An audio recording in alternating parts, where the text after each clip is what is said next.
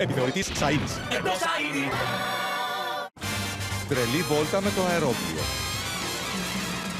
Δεν υπάρχει τίποτα καλό πια στην τηλεόραση. Μπορούμε να νοικιάσουμε αυτή την καλύβα. Έχει θέα σε μια τοξική λίμνη. Χάλια.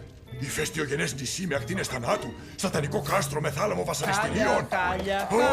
Μη μουρμουρίζεις άλλο! Εγώ, Σερ Όουεν Μπαχστρόμερ, με χαρά σας παρουσιάζω την τελευταία μου εφεύρεση, το Ultra Blip. Και σας διαβεβαιώνω, δεν είναι καθόλου χάλια. Ένας πλούσιος τύπος μόλις έβγαλε ένα Ultra Blip και εσύ πρέπει να φτιάξεις ένα.